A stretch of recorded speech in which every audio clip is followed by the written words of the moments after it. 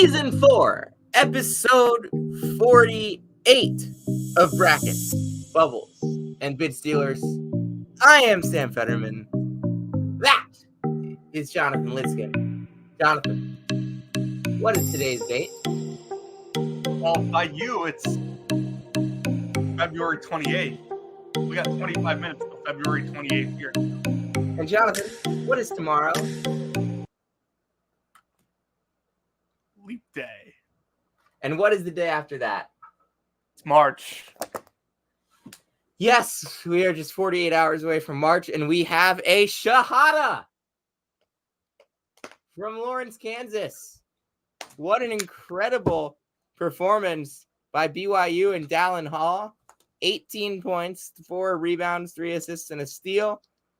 A big three-pointer late. BYU held this Kansas team without Kevin McCullough under a point per possession. They won this game with a big-time comeback late. They were down 12 in the second half. What impressed you the most about Mark Pope's team tonight?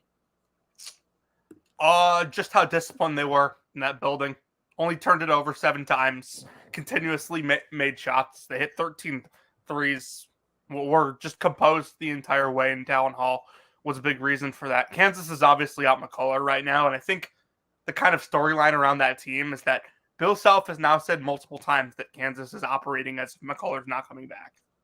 So that's huge, like massive. One of the best players in the sport this year. But on the positive side, BYU got a really balanced effort. Not only did Dallin Hall play well, Jackson Robinson had 18, hit 4 threes. They got little out of Nell, Waterman, Johnson, and Khalifa as well. This is the first win in Allen Fieldhouse since, like we said, TCU last year in January. Yeah, and this is that big win. This is that big road win that I think validates BYU as, honestly, not just like a tournament caliber team, but as like a single-digit seed caliber team. Because I know that they were going to get one. I knew they were going to get one. But I was not sure they truly deserved one in terms of how good I thought they were. Tonight, the way that they played at that building, it really validates them and validates Mark Pope's job that he's done this year. I picked them 13th in the Big 12. I didn't think they were talented whatsoever, really. Mm-hmm. But you know what? They came out this year with a plan to just shoot as many. Like, this was not their offense last year. This was not their offense. Right. Like, they were quick. They hit shots. They took more threes than most teams, but 118th most threes. This year, the 4th most threes. Like, this is a thing now. This is a thing that we have to understand with this BYU team. They kind of flipped the switch and realized, holy shit, we have all these three-point shooters. We should just shoot as many threes as possible. Tonight, they hit, 13, 14 threes? 13 threes, yeah. They only made 9 two-pointers. Again, yeah. I think that they have a little bit of physicality on the inside when Foss Traore is playing. And I think that they do have a bunch of really solid ball players. As a whole, I like what they bring to the table in a potential first-round matchup, depending on who their opponent is. Not sure I like them in a second-round matchup, but they really – I saw someone tweet today that, I wouldn't be surprised to see BYU in the Final Four. Like, whoa, hold off on that.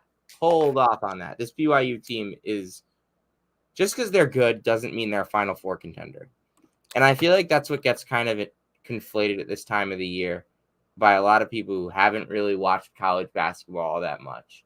It's who's good versus who's a legit Final Four contender. BYU is good.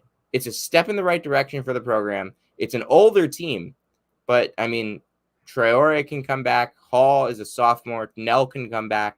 Saunders and Khalifa can come back. Stewart, like a lot of these guys can come back, I think. Obviously, Spencer Johnson is 42 years old. He cannot come back. He's on wife number 3, I think. I think this BYU team really has shown how important internal development still is in the new age of college basketball with the portal and NIL. Like, of their rotation, they played 9 guys tonight. Stewart only played 7 minutes, but they played 9 guys tonight. Out of those 9, Khalifa's the only transfer. He was at Charlotte last year. Waterman Waterman Waterman was a transfer originally. Yeah, so but 2 years ago. So they've so had was Robinson, yeah. I think BYU has really shown that, like, even though there are more players accessible to other programs, to every program at this time in college basketball, getting guys that fit your system and keeping them there as they get better, it can still be a really successful method. And maybe the best method still. Yeah, and like 2 guys who I legitimately thought would be maybe some of their best players this year were Atiki and Dawson Baker. They barely played. Like, those guys have barely played. This team has been just nothing like what I thought they were. Baker's been hurt, right? I think so. But like that's kind of my point. Like, this team has been nothing like what I expected it to be, yet they've been significantly better than I expected them to be. That's been the surprising thing. And I want to give a huge shout out to Mark Pope for really believing in this team when a lot of people didn't. Yeah, for sure. I think he deserves a ton of credit. Like, we've given BYU a lot of shit this year because, like, Ken Pom thought they were the 3rd best team in the country at some point. They were obviously never that. But they're really good. Like, they're a top 20 Ken Pom team, top 10 offense, top 60 defense. Like, they've won 8 games in their first year in the Big 12, and they have a chance to maybe win 10. That's legit. That's legit stuff. By the way, 2.5 seconds left. Colorado State and Nevada. I'm going to take you through these last 2.5. They get the ball. Stevens just hit a shot to tie for the win. Oh my God! Nevada wins at the buzzer from beyond half court. Jared Lucas, are you kidding me? Oh, of course it was him. Of course it was him. Banked it in from 50 feet. This is ridiculous. What month is it almost, Jonathan? It's almost March. It's almost March. Jared Lucas, are you serious?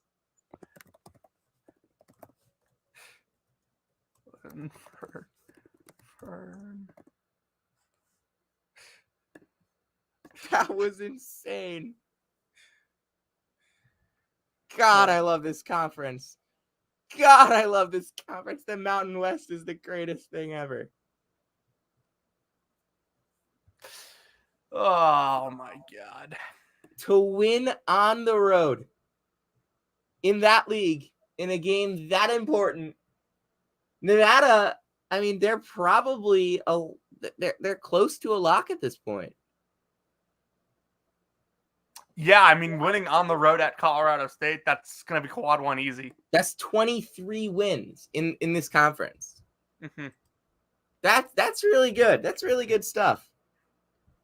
I would say I'm pretty surprised that they were able to get it done there. Like, it's hard to go winning that altitude. Well, I mean, they're from Reno. I'm aware.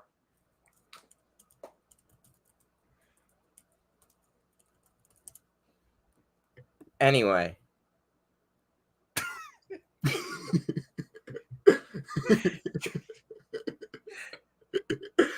All right, back to just another night in the Mountain West. Thanks, Mr. Rothstein. Oh my God! And I think that kind of takes us to our next point. What's our next point? I mean, we got to talk about that battle of the diaper dandies in Starkville tonight. Yeah. I didn't have eyes on it. You did. Take me through what happened. Yeah, so it was crazy down the stretch. Like, a minute to go, Reed Shepherd leaks out off a steal, gets an and one, makes the free throw, and then on the other end blocks, I think, a three from Trey Fort, it was. 81-75 Kentucky, I believe. It looked like it was over. Mississippi State is battling still, won't go away. Kentucky misses at the line. They turn it over, and all of a sudden, 8 seconds to go, Josh Hubbard drills a three, contested, to tie the game. And then Kentucky comes down. Reed Sheppard hits a floater for the win. It was just a very high-quality basketball game. And the two freshmen obviously stole the show. Sheppard finished with 32. Hubbard finished with, I think, 34. Sheppard had 7 assists, 5 rebounds, and a couple steals, a couple blocks as well. I think it's going to be really interesting to see who wins Freshman of the Year in that league. It's obviously going to be Sheppard or Dillingham. It's going to be Sheppard. After this game, it's going to be Sheppard. That's what I'm saying. I think after this one, odds might have swung in Sheppard's favor. By the way, Dillingham's been the better player. Reed Sheppard has now shot 51.7% from 3 this year. Remember when he was shooting like 64%, and I'm like, well, he's not going to shoot 64% the entire year. But like, well, he didn't. But he almost did. After threes is pretty damn good. He's number 2 in the country in 3-point percentage on KenPom. Trivia time.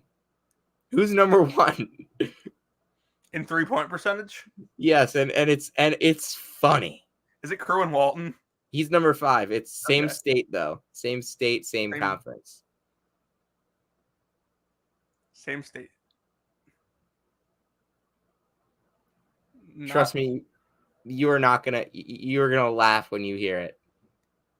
Is it No, it's one of the Baylor guards. No way, it's.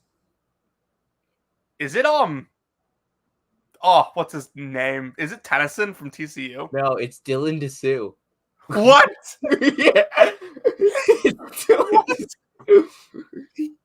Dude, he's 35 for 66. That's high enough to be like nationally ranked? Minimum 40 minutes played and 40% of minutes played and 2 shots per game. That's crazy. At least on KenPom.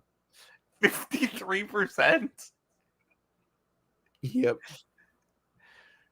John Rothstein wins this round. Well, what's he averaging in his last 2 games? We have to figure that out. He was fine against. Well, he had 21 points tonight. He had 8 against Kansas. What? He had 8 against Kansas. The game I was at on Saturday. So he's averaging 14.5 in his last 2 games. That's not 22 or whatever Rothstein said it was. 14.5 and 4.5. By the way, he is averaging 16.65 and 1.4. Like, he's been really good this year. And we just kind of shit on him because Rothstein tweeted about him a couple times over the season. It was, I think the number was 3. 3 times. It's just like every time he had an injury update on Dylan DeSue, he would tweet out like the 2-game NCAA tournament sample size. Here, let's see.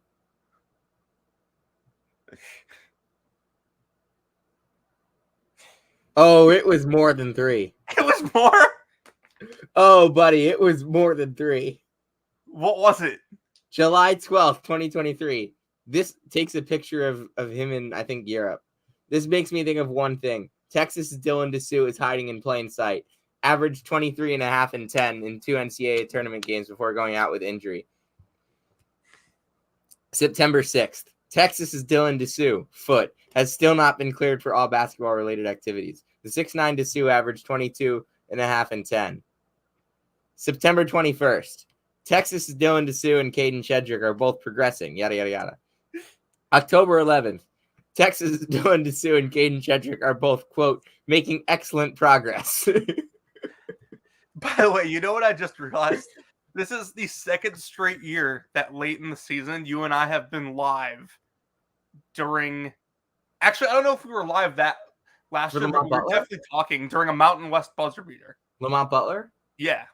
I think we were talking. I don't think we were live. And then November 15th, Dylan DeSue is quote, definitely making positive progress, but still has no timetable for a return.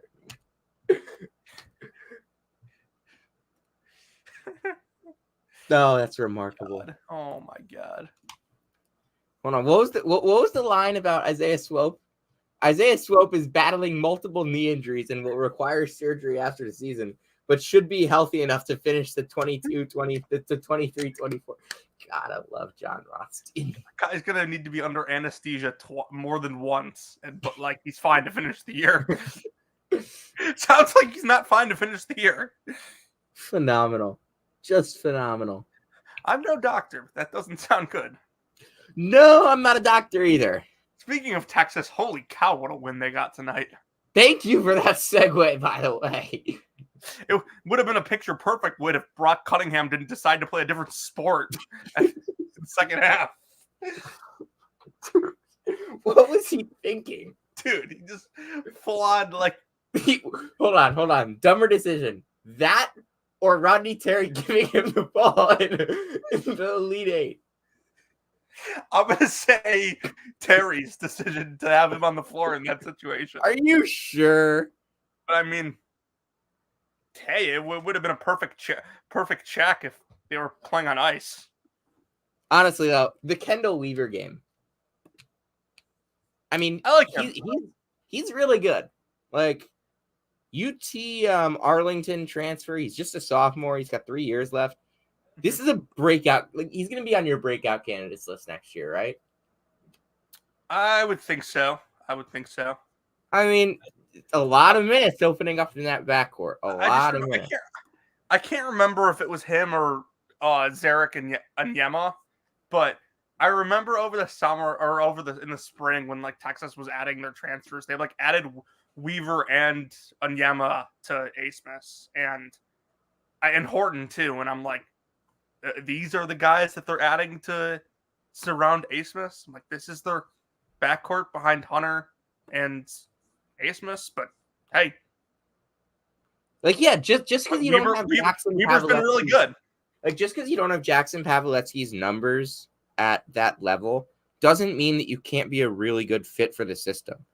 And Jackson Pavlovetsky has like barely played this year. Yeah, like Kendall Weaver, 9.5, 4.5. He guards. He's a really good on-ball defender. He averaged 10 and 5 for UT Arlington as a freshman last year on decent efficiency. Like, nothing great, but pretty good for a freshman. And now he's a really solid glue guy that's getting ready to become probably the starting guard for them next year, next to Tyrese Hunter. Yeah. Do they have a guard recruit coming in? Texas? Yeah. I'm blanking on his name. They have an in-state kid coming in, but I don't know if he's a guard. Huh? Is it Chris Johnson? Chris Johnson's already there. No way. Yeah, he was a 2023 class. He's played 6.6% of the minutes. Well, they have Trey Johnson coming in from Trey Johnson, yeah. And they have a couple other kids that I haven't quite watched. But yeah, Chris Johnson is clearly not taking any minutes away from Kendall Weaver. Yeah, they also have Cam Scott who's coming in from South Carolina. So they have two guards coming in next year. Anyway, and I'm sure they'll take transfers. Texas Tech has now lost 3 of 4. And they haven't really been competitive games. Yeah, and this is a team we like. Texas Tech? We sure? Are we sure we like them as much as we thought we did? This is a team we did like. Like, I think Grant can coach. But they're now 8-7 in the Big 12. Mm-hmm. They are about 2 weeks removed from that Kansas game where they won by 30 and they went up 17 spots in Ken Pom. And they are right back to where they were. Yeah. They've been playing.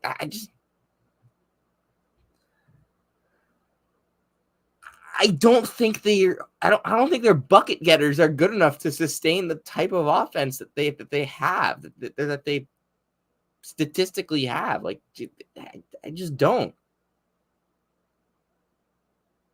Yeah, I mean, they don't do anything like exceptionally well on offense. And yeah, that's the thing. Like, I don't think there's something they like stand on and say, this is what's our saving grace in the tournament game. Mm-hmm. Exactly. Like, I think it's somewhat fair to question what this team's identity is. Yeah, I'm with you on that. They Wisconsin. have West Virginia on the road, Oklahoma State on the road, and Baylor at home to finish the season. Like, they winning all three would benefit them a lot.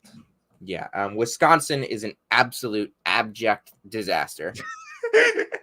Just no, it's 2-6 in the month of February. This is like this is what you expect from a Shaka team.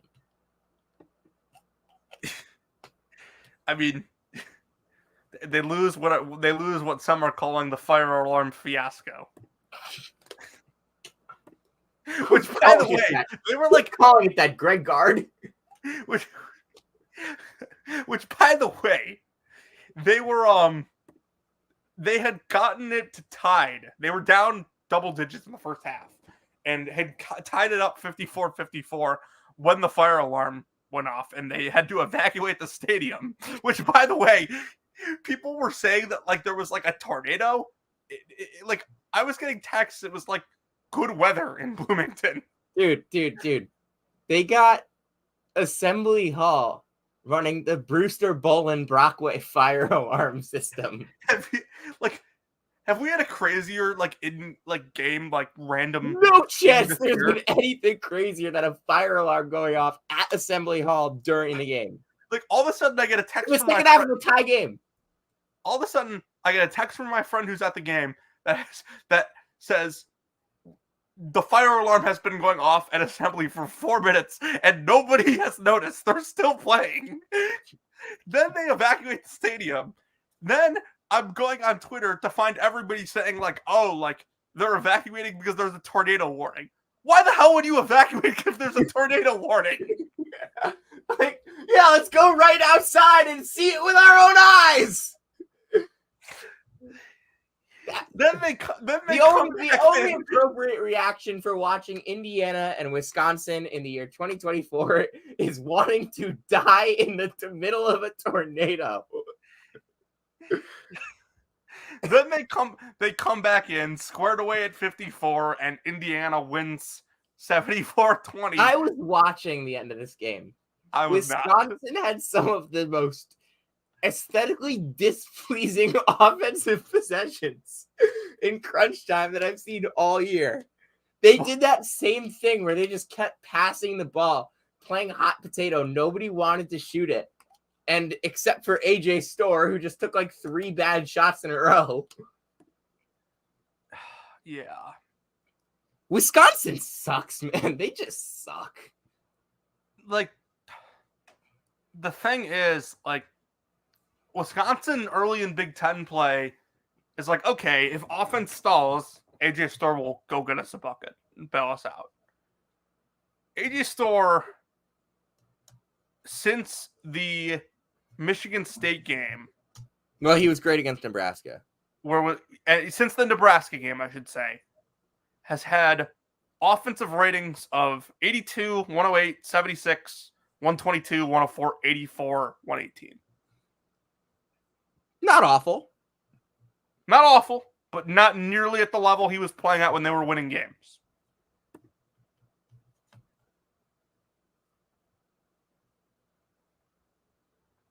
By the way, but before that stretch, before the Purdue game, where he had the 82 offensive rating after they lost to Nebraska, the game before that he had a offensive rating below 100 was the Arizona game back in early December. Loss. Mm-hmm. When AJ Storr plays well and is an alpha, Wisconsin wins games. When he's not, they don't win games. I like Tyler Wall. Wisconsin has to play Illinois, Rutgers. Wisconsin could theoretically end up as a 13-loss team going into the NCAA tournament. What seed would that get them? 7?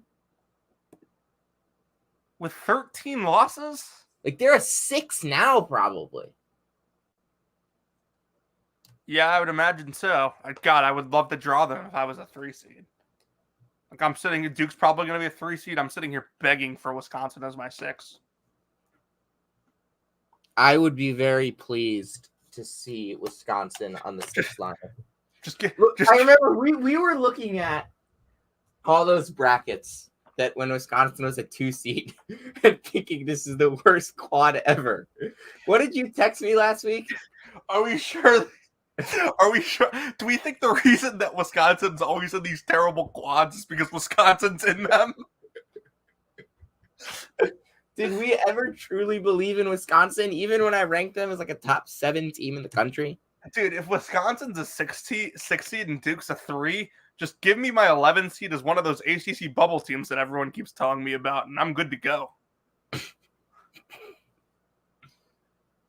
We couldn't play Pitt because we played them twice, but like, I'm hearing NC State's a tournament team. I'll take them. NC State and Pitt both got swept by Syracuse. You know what that means? Syracuse has to be a 1 seed. I mean, they beat North Carolina. What else can you ask for? I think the qualifications for Syracuse, like being talked about in the NCAA tournament conversation, is like win an ACC quarterfinal game and then you can be in. Yes, Jim Boeheim, who got his basically number retired at the Dome this weekend, 5-time ACC quarterfinalist. Which, by the way, since we're on the subject of the Big Ten and we kind of moved over to Wisconsin, Kevin brought up a point on his podcast yesterday that I wanted to share with you. You didn't listen, did you? Not yet. Okay. He brought up a point on his podcast that I thought was interesting. He said, and this isn't the exact quote, but it was something along the lines of, it's really scary that Michigan State could be a lot closer to the end of Jim Boeheim Syracuse than we realize. What are your thoughts on that? Expand. Like, his point was Michigan State, unless they win the Big Ten tournament or win the national title, will finish with 13 losses for the 4th straight year. Like, being this, like, 9-2 bubble team, they're closer to it, but they're still at least a very consistent tournament team. But so was Syracuse. Not really. Hold on. I mean, Syracuse made it, once in Boeheim's last 4 years? I'm not talking about, like, end-to-end Boeheim, but, like, Boeheim's last... I mean, Syracuse made it 4 times out of Boeheim's last 9 years. 2016, 10 seed. Missed the tournament, 11 seed, 8 seed. Missed the tournament, 11 seed. And then the last 2 years, they were obviously terrible. But... Well, yeah.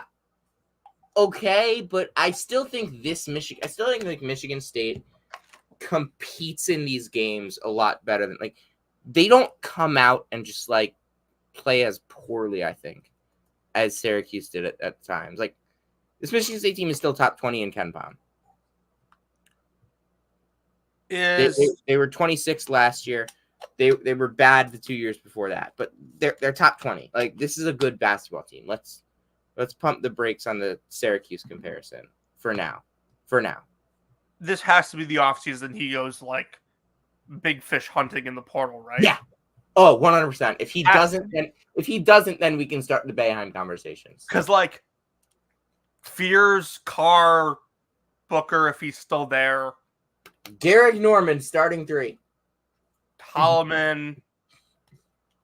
They do have Jace Richardson coming in, who I'm a fan of. I wouldn't say I'm, like, super. Doesn't Mady Sissoko have another year? Maybe he'll develop and be at another school, hopefully. at one of those directional Michigan schools, maybe. Jesus Christ, man. Hold on. You know what tweet I'm pulling up? Which one? Oh, what? Oh, wait, that's because I got my username wrong. I will write a 5-page essay on how well-run the Memphis program is if Madi Sissoko is all Big Ten next year. That was April 10th, 2023. What is Madi Sissoko averaging? Not all Big Ten numbers, I'll tell you that much. No, what is he averaging? Take a guess. I'm going to call it 5 points. No, that seems too high. 4.3.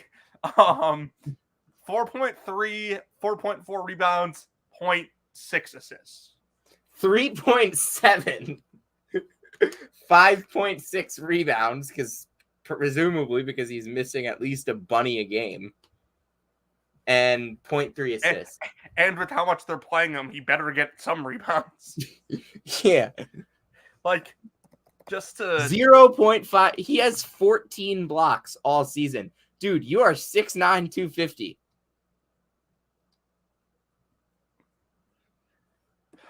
Madi Sissoko is... Yeah, you're right about the directional Michigan schools. That's a little harsh. Like, to just come out and say. It's not wrong. It's a little harsh. I mean, I'm not in the business of sugarcoating stuff. Like, okay. He's not a Big Ten caliber player. Okay, why are we need to get off the Michigan State topic before we say something else insane. Okay. Most important player for Clemson. Like what? Picking them as a preseason national champion? The most important player for Clemson continues to be Ian Shaflin. 15 and 12 today with 3 assists. Is it Shaflin or Shefflin? I think I said that wrong. I think it's Shefflin, right? I think it's Shiflin. Shiflin. Huh. I don't know. Chef. We'll just call him Chef. Any way you pronounce it, he's important. 130.6 offensive rating. Number 2 in the ACC. Trivia time. Oh, goody. Number 1 offensive rating in the ACC for players with for all players. Go. RJ Davis. Ian Shefflin's number 2. RJ Davis is number 12. 12? It's got to be some low usage guy. Malik Brown. Henson? It's Malik Brown. Really? Yeah. Guess who's number 3? Henson? Parker Fredrickson. My sleeper for ACC Freshman of the Year. If you'll remember. He's not going to win it. No, Jared's going to win it. Who was my ACC Freshman of the Year? Probably Jared. No, I don't think it was. Oh, Elliott? Probably. Actually, Yeah. I don't know if I picked him to win it because he was like, I didn't think he'd be super high usage. Yeah, but Jared's going to win it regardless. Hold on. I'm going to. Notre Dame picks off Wake Forest. Wake Forest, that's a bad loss. Good performance from Marcus Burton. It was Elliott. What did you text me today? What's stopping me from having Notre Dame as a top 25 team to start next year? Yeah, and I get that. I said maybe a little egregious, but you get the point. I said I feel like we did this song and dance with Syracuse last year, but Micah's a lot better than Autry. So I get the idea. Basically, the bar is like add better players from the portal than Syracuse did, and I'll put them in the top 50. I mean, I feel like you have to add a couple because, like, yeah, like Marcus Burton, Terry Booth. Not all of your young kids are going to take these like good jumps. Like Marcus Burton is probably what he is. Like I don't think Marcus Burton's going to be some superstar. I saw someone make a Demetrius Jackson comparison today. Which, to clarify, Demetrius Jackson was very good, but those teams also had Zach August and Bonzi Colson and Steve Vasturia. I missing anyone from those teams? Like they had Jerry and Grant one year, but like Yeah, Demetrius Jackson was a 16-5-4 guy on 45% shooting. he's not gonna average that many rebounds. Burton's 5'11". Burton's good, but I think that Burton, the reason why he's averaging so many is because of what this team is. He has the lowest offensive rating of any like high usage guy in the ACC. Actually, Tyler Johnson does. No surprise there. I think the point that we're trying Tyler to make, Johnson, who can't play unless he has the right tights. Dude, maybe the tights aren't the issue. You have the lowest offensive rating in the conference. Find a different angle. I think the point we're trying to make an absolute laugher of a show. I think the point we're trying to make is like if Marcus Burton is the best player on Notre Dame again next year, Notre Dame probably won't be close to what their ceiling can be. If Notre Dame ends up being a top 25 team next year, their best player is either going to be Kerry Booth or Sir Muhammad. Yeah, or a transfer. Correct. However, what I will say, I am so ready to like Kerry Booth's probably gonna be like top 10 on your breakout list. Yeah, you and I were on this 2 years ago, and I'm going to see if you're ready to agree with me again. 2 years ago, going into the 2022-23 season, you and I said in the offseason, Micah Shrewsbury and Penn State are a tournament team. Wednesday, February 28th at 12:11 Central Time, Notre Dame will be a tournament team next year. I can't go that far. They will absolutely be an NIT team. No doubt in my mind of that. Tournament teams, a lot to say. This is pretty early to say this. I will admit, because like we have no idea what other teams in the ACC are going to look like. If you told me they made the tournament next year, I would not be surprised, but I can't go out and declare that. Like, I am saying this a little prematurely because, like, theoretically, like, what if Notre Dame has a couple younger kids that I like that end up deciding to transfer? What if Braden Shrewsbury has had enough of playing for his dad? All right, let's move on. Any thoughts on Wake Forest, by the way? Just when I think I'm in, they pull me back out. Okay, I still think they're good, but like my problem with the dialogue on Saturday outside of the court storming stuff, which has just become hilarious, by the way. Dude, there hasn't been any serious dialogue about that game because everyone's just saying that Jay Phillips wants to college basketball Twitter is absolutely losing its mind with this stuff. Dude, college basketball Twitter has had a banner year. You see, I think his name's Matt Grossenbach. Like, oh my god, no. The Jalen Troutman tweet was better. Yeah. But like my point about Wake Forest is on Saturday the dialogue was so bad because everyone's like, yeah, see, I told you guys Wake Forest was good enough to be a tournament team. That wasn't the problem. Yeah. Everyone thinks Wake Forest is good enough to be a tournament team. Nobody thought the problem was that they didn't have the wins to be a tournament team. Anyway. And then they beat Duke, and yeah, it was all fine for like 72 hours, and then they freaking go out and lose to Notre Dame on the road. Another thing you tweeted out today, and kind of Kevin mentioned it, UMass is the team no one wants to see in Brooklyn. Yeah. Kind of the sentiment. And it's really a damn shame that they are leaving the A-10. Because Frank Martin's really got this cooking. I think they would be a legit contender. I think they're going to be a legit. I think I learned the other day that Cohen and Cross have another year of eligibility. Do they really? Yeah, like, dude, I might pick that team to win the conference. Yeah, I mean, let me see who else the MAC teams have. Everybody's back. That whole team.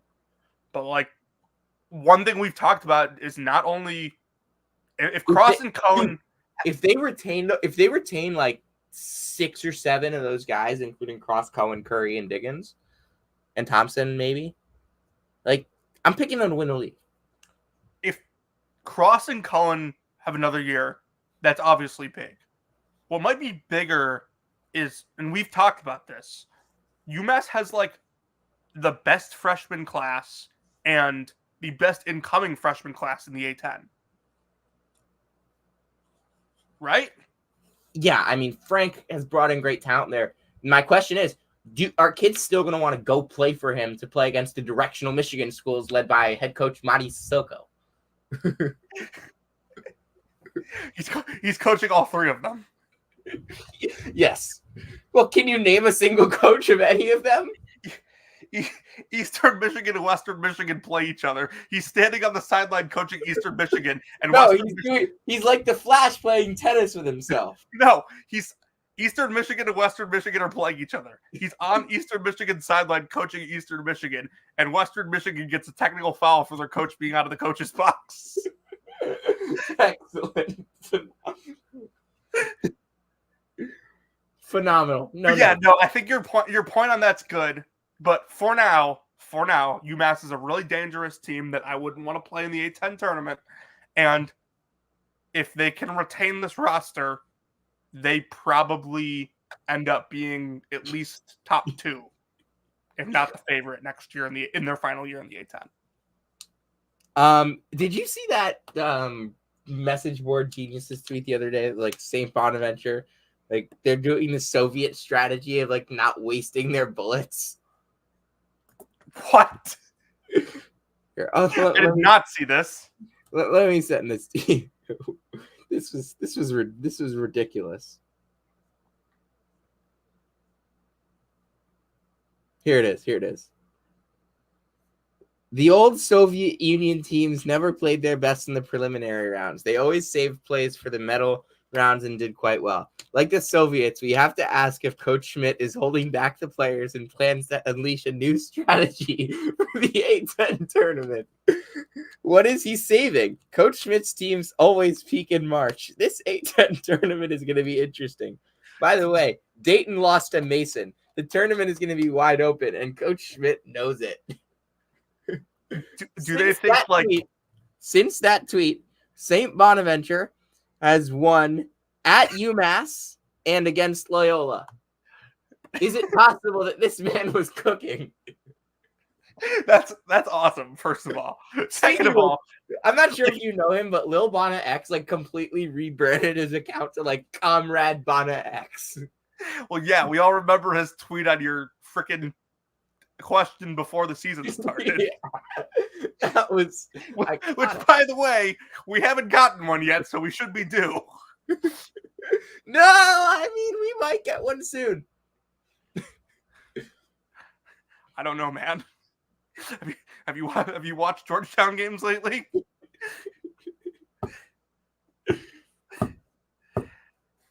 I mean, I haven't. Nobody else has either. That's hilarious, by the way. Like what did he know? Message board geniuses is like one of the all-time great accounts. How does it only have 105,000 followers? That account is like the college sports account. The Barstool Mizzou, I don't know if it still is. I'm checking right now. For a bit, yeah, it's not anymore. For a while, Barstool Mizzou's Twitter account's header was a message board genius post of an Arkansas fan after they lost to us saying they should fire Pittman and hire Eli Drinkwitz. So good. So good. Yeah, man. See, DePaul lost to St. John's the other night. They should hire Rick Pitino. Exactly. I mean, like, sure, Arkansas might have Walmart money, but like Missouri. Dude, everyone thinks Missouri has Walmart money. Really? Yeah, dude. The other day, like I'm sitting in the station and I like forget, like, I made the comment. I'm like, it's really funny how like everyone thinks Mizzou has Walmart money, and someone's like, they do. I'm like, they're like, the Walmart CEO went to Mizzou. I'm like, yeah, but their headquarters are in Fayetteville, Arkansas. They don't have Walmart money. Who cares? St. Bonaventure is the Soviet Union. Oh my god. Impressive win today, by the way, against the Loyola team that really, really did not enjoy, I think, their first ever trip to Olean. That makes sense. That makes sense. I was watching this game, actually, and I saw some people making the comment about, like, yeah, maybe Loyola was just, like, looking ahead to Dayton, which is entirely possible. I'd more so take the approach of, like, Loyola was just, like, kind of due to have this happen. Like, they had been winning a bunch of close games, and I mean, nobody's invincible in the A10. Tough road loss at a good opponent. Shit happens, especially when you're playing against the Soviet Union. It's a tough team to beat. Yeah, I mean, they got Tretiak in net, they got Fedorov, they got. That's about all I go. What was the Boris Mikhailov? That was the captain. Drew Valentine in the locker room going, "Great moments are born from great opportunity." So, oh my god.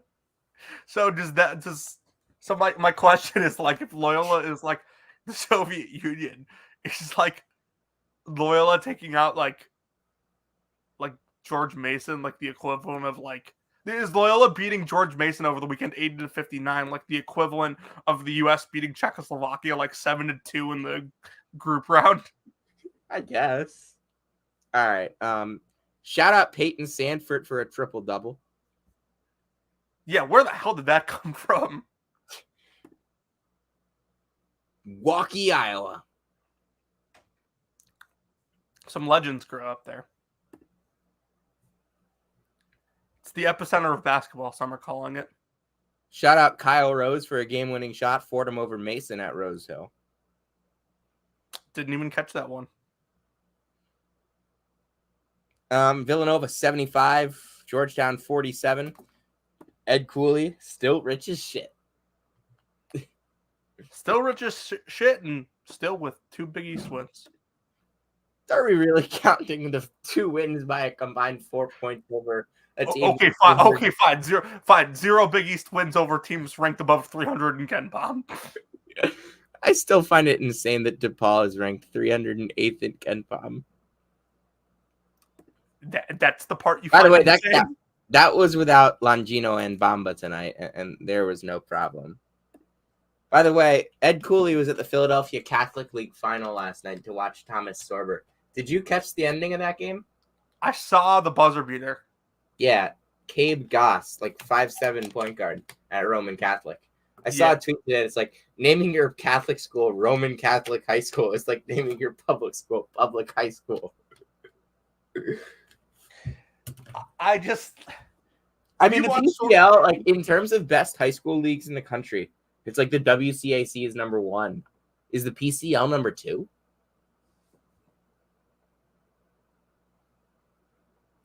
I mean, I'm like, are you not counting what's called? Like, no. Okay. EYBL Scholastic does not count. I was gonna say, like, no, that shit doesn't count. Those teams are flying all across the country. Prep schools don't count. Prep schools aren't real. No, dynamic prep. Like, if your school sounds like it was invented 5 years ago by LeVar Ball, then no, it does not count. That's gotta be one of the best lines of the show ever.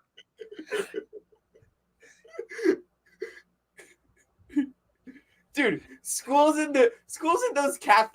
those leagues are invented by Kanye and LeVar Ball. Like, those are not real schools. Like Veritas Academy. What the hell is that? They saw Harvard's slogan and said, "Yeah, that's what we're gonna be."